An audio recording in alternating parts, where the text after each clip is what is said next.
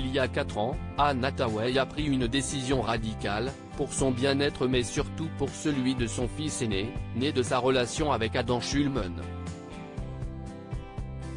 Mais quel changement difficile l'actrice américaine a-t-elle opéré dans sa vie? Elle possède un talent indéniable, une beauté intemporelle. En plus de 2 décennies de carrière, Anne Hathaway est devenue l'une des actrices les plus incontournables de sa génération, elle qui avait même remporté l'Oscar de la meilleure actrice dans un second rôle, pour son interprétation de Fantine dans Les Misérables. Un prix qui l'avait finalement mise mal à l'aise, comme elle l'avait confié dans les colonnes de The Guardian, en 2016. Je ne me sentais pas à ma place. J'ai quasiment perdu la tête en tournant ce film, et je ne m'en étais pas encore remise. Je me sentais mal d'être là dans une robe qui coûte plus que ce que certaines personnes verront dans leur vie et de gagner un prix pour incarner une douleur qui fait toujours bien partie de notre expérience collective en tant qu'humain, avait-elle expliqué. L'actrice de 40 ans, qui s'exprime sans tabou, a toujours pris le parti de se montrer transparente, notamment lorsqu'elle a évoqué ses problèmes de fertilité. Après son mariage avec Adam Schulman, Anne Hathaway a donné naissance à 2 enfants, Jonathan, né en 2016 et Jack, né en 2019. Anne Hathaway ne boira plus d'alcool jusqu'à nouvel ordre avant d'accueillir le petit Jack.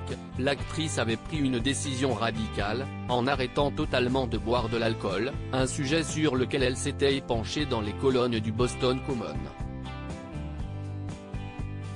Je n'ai pas arrêté de boire parce que ma consommation d'alcool était un problème. Je l'ai fait car la manière dont je bois me provoque des gueules de bois qui devenaient un problème. Ma dernière gueule de bois a duré 5 jours.